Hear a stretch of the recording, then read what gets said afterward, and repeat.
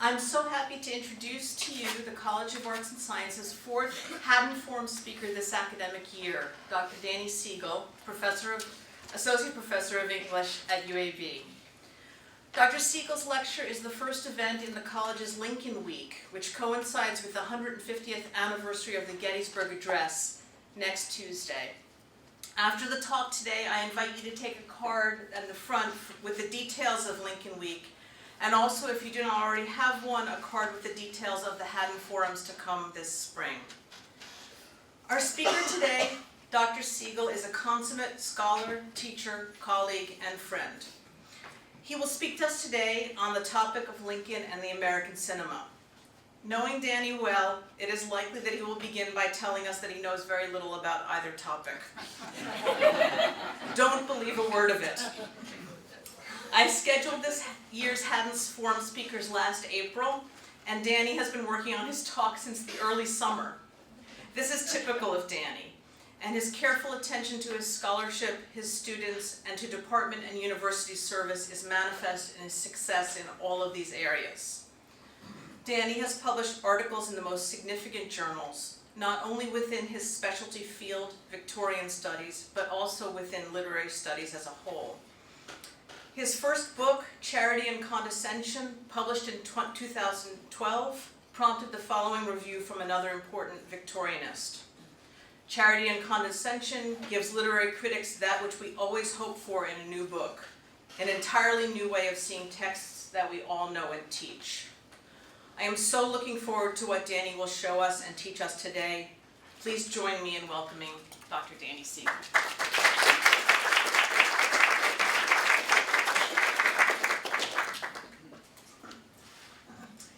Thank you, Rebecca, for that introduction and for inviting me to participate in this high-octane Lincoln Week.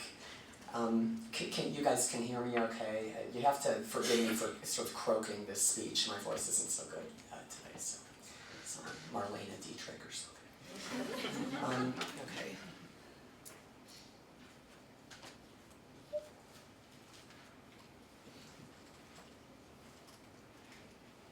Let's let the projection come up.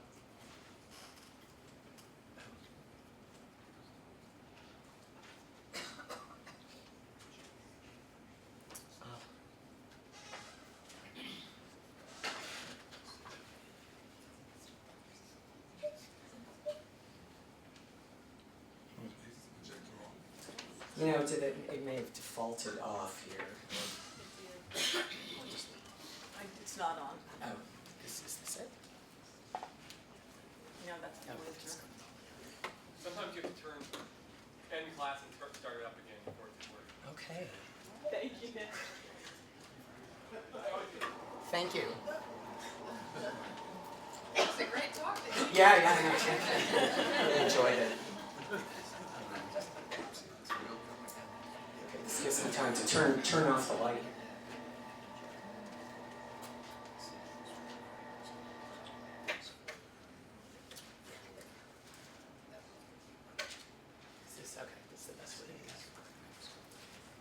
All right, so thanks to Rebecca, also to the College of Arts and Sciences for hosting the Haddin Forum, to Rosie O'Byrne and Chris Humphreys for getting me through most of the technical challenges that I've faced, and then especially to Brian Steele, who's hidden way back there.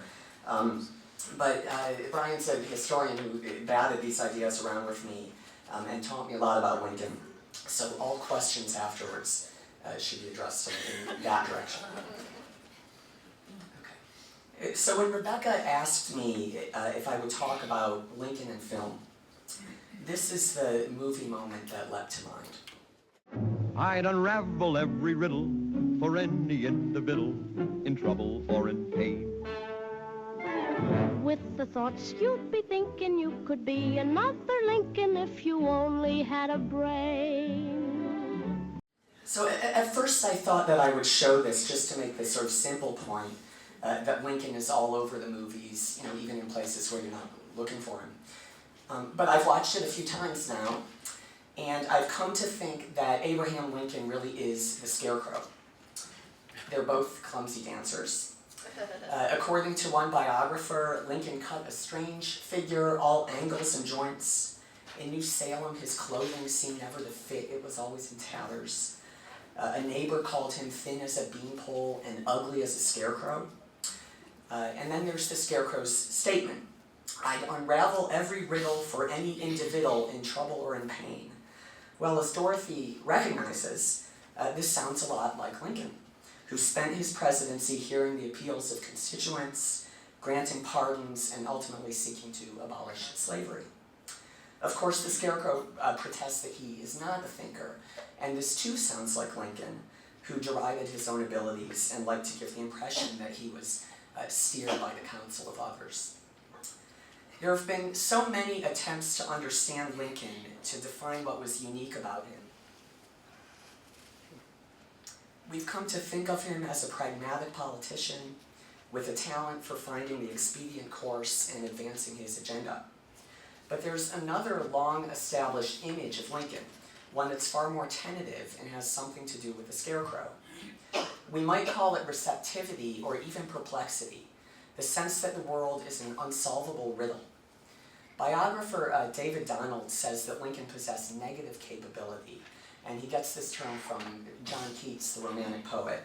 And what it means is it's the ability of being in uncertainties, mysteries, doubts, without any irritable reaching after fact and reason.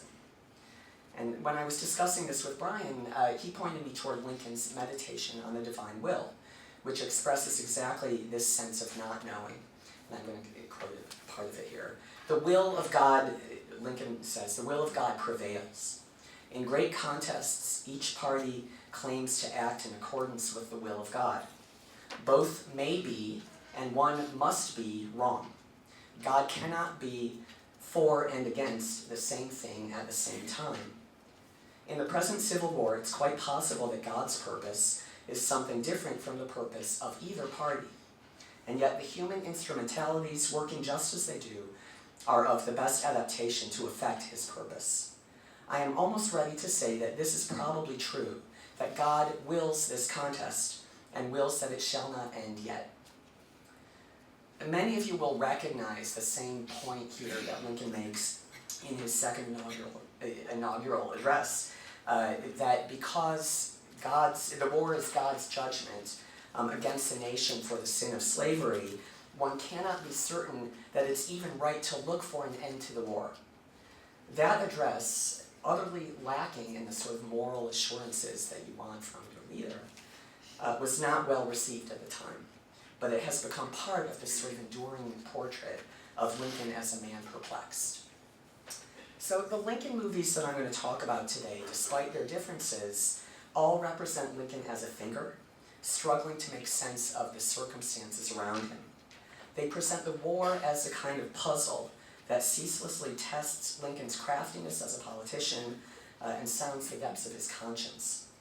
Some of the films are attracted to Lincoln's tendency to stop and think, which is portrayed as a sign that he's open-minded, adaptable, perhaps sort of attuned to the invisible workings of destiny.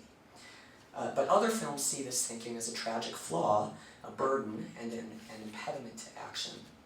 So the films strike very different chords in their representations of Lincoln, but they're remarkably loyal to this image of Lincoln the thinker, Lincoln the perplexed. So with the scarecrow in mind, I'd like to review some of the key appearances of Lincoln in American cinema. Lincoln was featured, first of all, in a slew of silent movies. Historian Mark Reinhardt lists 55, including some with tantalizing titles like Hands Up and Lincoln the Lover. The Lincoln surge sort of continued throughout the 30s and into the early 40s, and then abruptly it stopped. Since the 50s, there have been many television biographies and miniseries about Lincoln, but little to speak of in the world of film. There are almost no major movies about Lincoln from 1941 to 2012.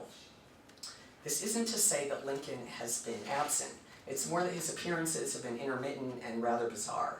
There's a fictional documentary, for instance, in which Lincoln disguises himself in blackface and tries to escape to Canada with the help of Harriet Tubman.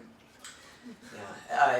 In another movie, Lincoln returns from the past to help two underperforming high school students, pass their history exam, right? So you know.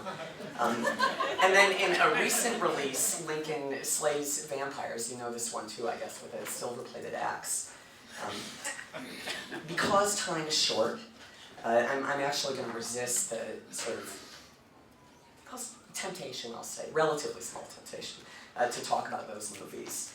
And I'm going to focus instead on the four most significant Lincoln films. So the first is a film entitled Abraham Lincoln. It was released in 1930 and directed by D.W. Griffith.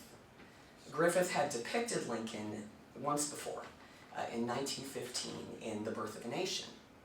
And that movie, as you may know, was a white supremacist Civil War film that sort of grieved over the effects of emancipation and celebrated the creation of the Ku Klux Klan.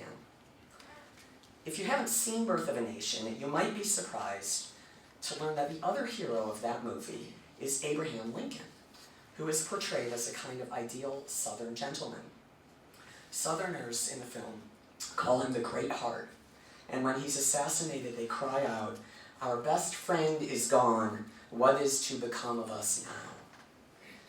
15 years after that, Griffith made Lincoln the subject of his first sound picture. It's the only one of the major Lincoln films to show the whole scope of Lincoln's career, from his childhood to his days in New Salem and in Springfield, to his presidency and then his assassination. Starring Walter Houston, it's also the weirdest portrayal of Lincoln that I know, but you'll see what I mean in a minute. I won't elaborate. Anyway, I've said that the four major Lincoln movies focus on Lincoln's perplexity. For Griffith, this quality is by no means empowering. It's the cross that Lincoln must bear.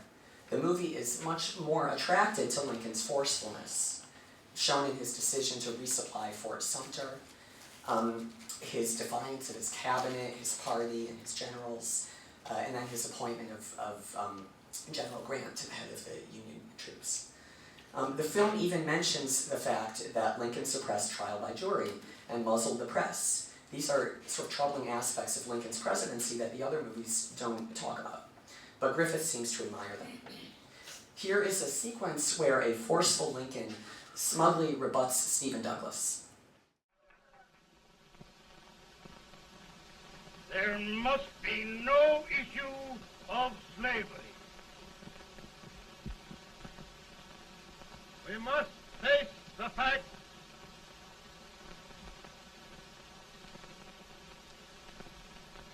I run Mr. Lincoln out of this campaign.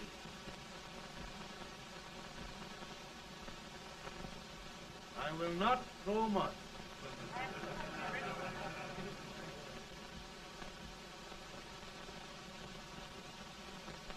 Let each state mind its own business, and this republic can exist forever, divided into free and slave states. Right.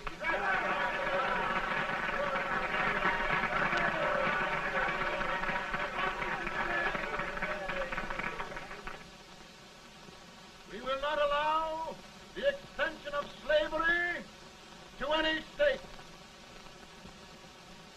We will not allow the secession of any state. Above all, and before all, the Union must be preserved.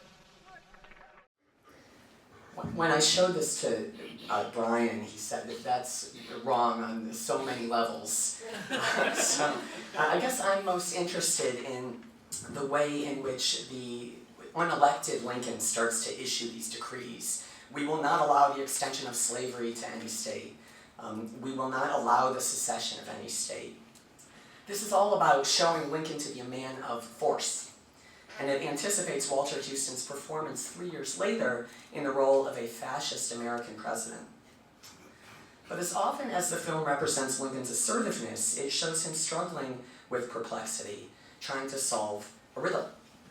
For instance, in the following scene, a young Lincoln is tutored by his beloved Anne Rutledge. And I should mention that this scene was panned by the critics. It's probably my favorite scene in the movie, but you decide.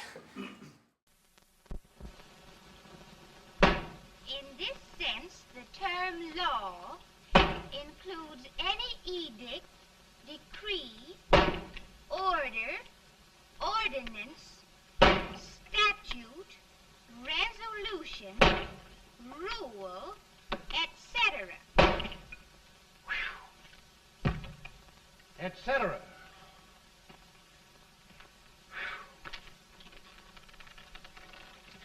Well, my old daddy taught me how to work, but he never taught me how to like it. Reckon I'd better keep on with the lesson. I'd rather keep on with something else. You made a bad bargain making me the professor. Well, he told me about that, too. He said if you make a bad bargain, hug it all the tighter. But he didn't mean this kind of a bargain. Well, don't you like it, Anne, when I hold you tight? I guess every girl sort of likes that. Now, Abe, what is law?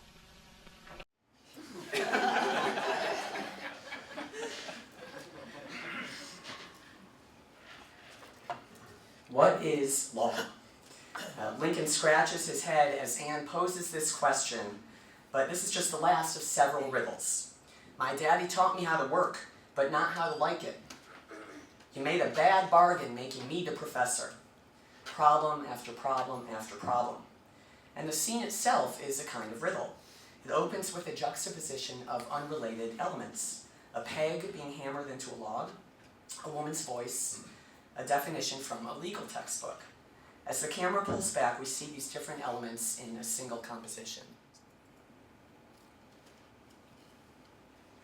The scene seems to offer a choice: hammer, woman, or book.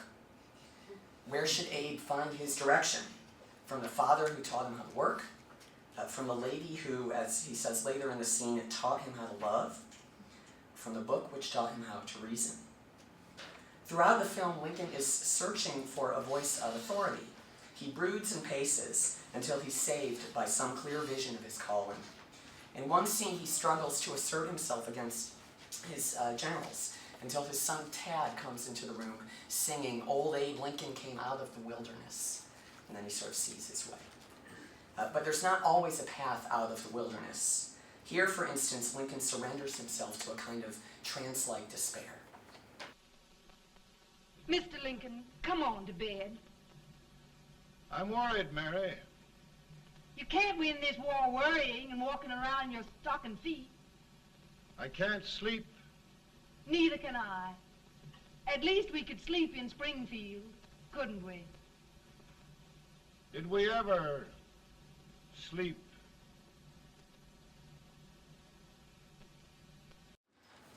The next major Lincoln movie, released at the end of the decade, was John Ford's Young Mr. Lincoln, starring Henry Fonda.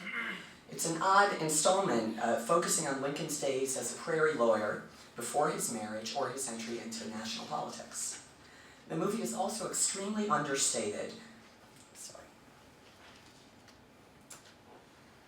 More remarkable for its sort of casual pacing and for its beautiful visual compositions than for the story that it tells. The French cineasts devoted an issue of Cahiers du Cinéma to the film in 1970, and the great Soviet filmmaker Sergei Eisenstein called Young Mr. Lincoln the one American film that he most wished he had made.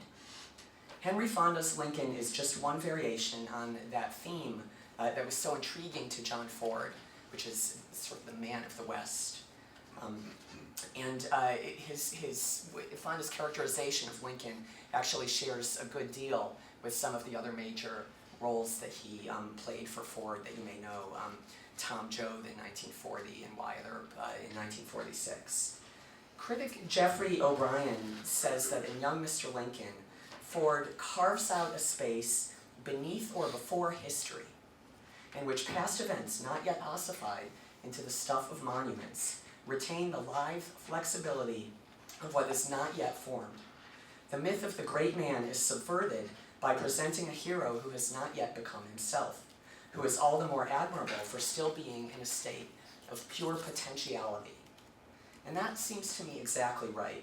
Ford's Lincoln is a person in the making.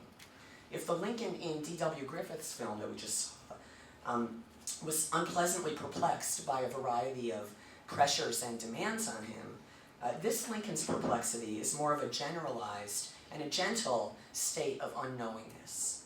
He seems less determined, more open to possibility than the people around him.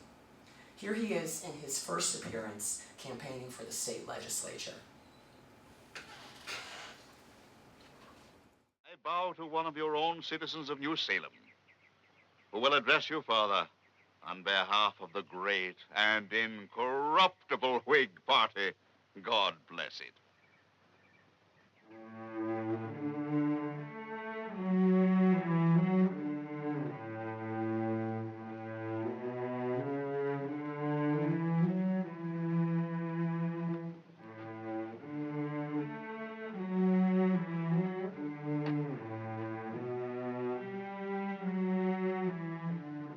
Gentlemen and fellow citizens, I presume you all know who I am.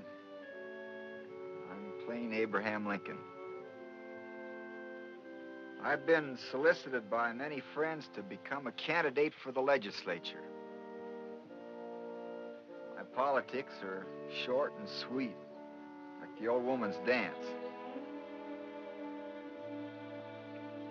I'm in favor of a national bank, of the internal improvement system, and high protective tariff. These are my sentiments and political principles.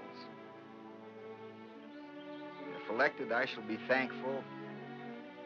If not, it'll be all the same.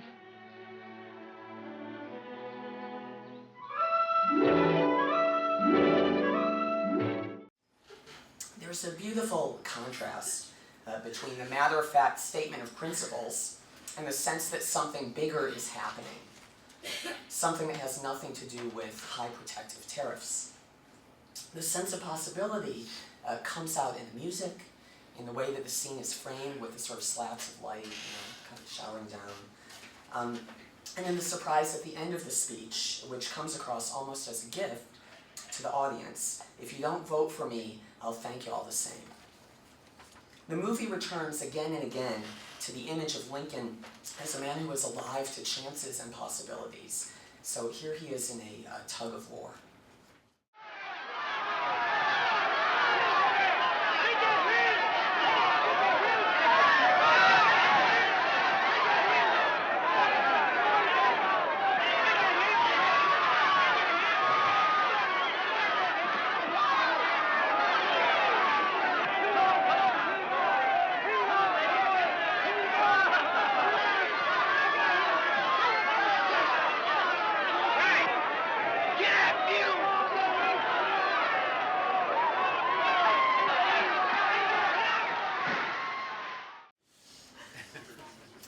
Lincoln's ability to improvise comes into play later when he's trying to prevent a mob from breaking into the jail and lynching his clients.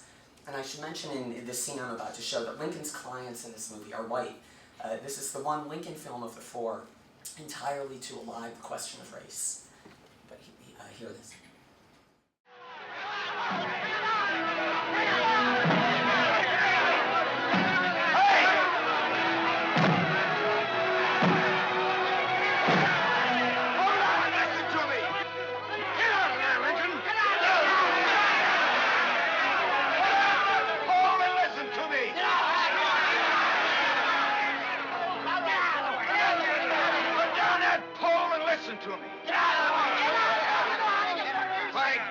I said, listen to me. I ching you with. Now, gentlemen, I'm not up here to make any speeches. All I got to say is I can lick any man here, hands down. Come on, man! Come on! We're gonna let that man stand in our way! Hold on, Buck. I thought I'd find that big mouth of yours around here telling people what to do. I'm Big Buck, all right. I'm the biggest buck in this lick. Well, come on up and whet your horns. What's so? Are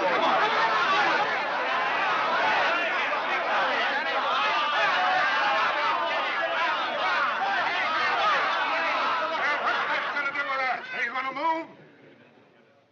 Get away, Lincoln. We're coming through.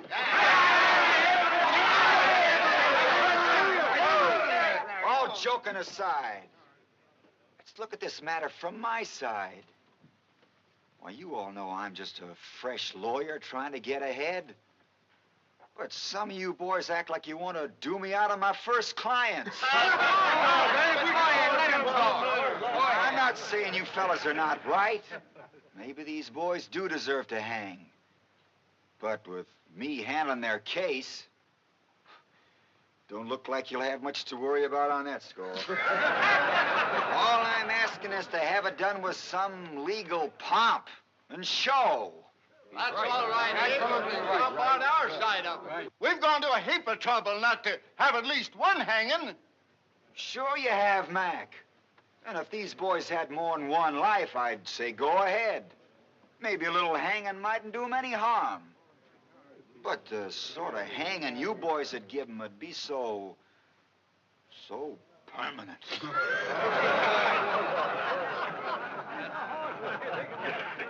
Trouble is, when men start taking the law into their own hands, they're just zapped in all the confusion and fun to start hanging somebody who's not a murderer as somebody who is.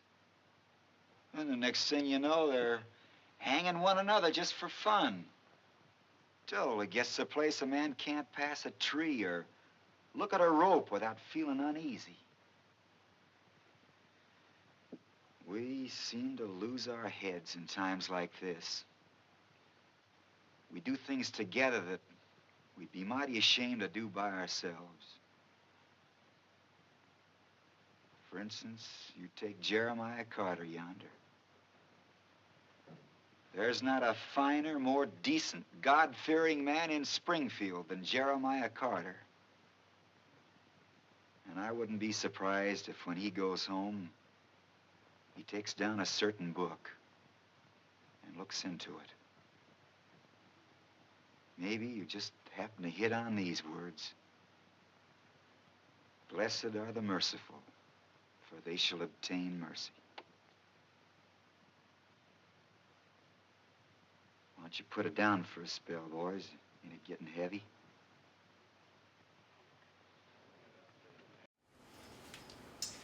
This may well have inspired, I don't know, the jailhouse scene in To Kill a Mockingbird, but it's hard to imagine Atticus Finch giving a speech quite like this. In that novel, the ideology of racism has taken firm hold, and the promise of violence at that point is sort of intractable. Atticus, as a person of conscience, must stand apart from it.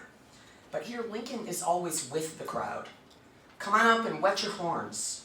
With me handling their case, don't look like you'll have much to worry about. The argument quickly changes, evolves, from assurances that there will be a hanging, to the statement that we wouldn't want to make a mistake, to an appeal for mercy. It's as though Lincoln is always exactly one step ahead of the crowd. Of course, one wants to say that this isn't so, that it's just an act that he's putting on. But the point is that it's a certain kind of an act. It's a speech that gradually brings others into this state of unknowingness, of becoming. Lincoln is offering a portrait of, and in a way reenacting, the birth of conscience. My favorite of the Lincoln films, I think, is probably the most conventional, John Cromwell's Abe Lincoln in Illinois, released in 1940 and starring Raymond Massey. This is the classic biopic covering Lincoln's life from his arrival in New Salem to his departure from Springfield at the beginning of his presidency.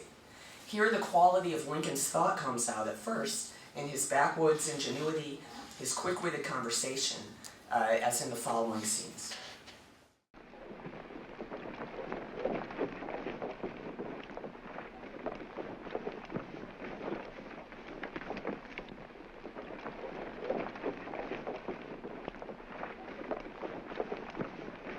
Jack, I've forgotten the command that'll take him through the gate endwise. Don't ask me, sir. I'm only a sergeant.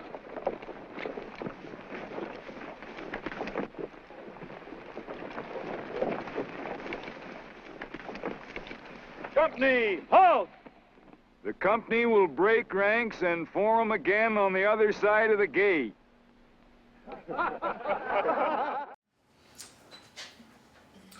The same insight, though, that gives Lincoln preeminence over others ultimately puts him at odds with his friends and associates, and in particular his fiancée, Mary Todd, who is not treated well by this movie.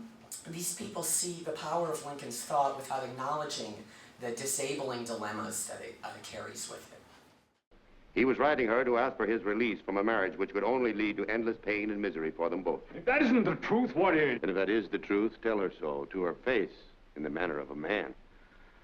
I'd have to tell her that I have hatred for her infernal ambition. That I don't want to be ridden and driven onward and upward through life with her whip lashing me and her spurs digging into me. If her poor little soul craves importance in life, let her marry Stephen Douglas. He's ambitious, too. I want only to be left alone. Would be more gracious to admit that you're afraid of her. Good for you, Mr. Speed. You'd better keep out of this. No, I won't.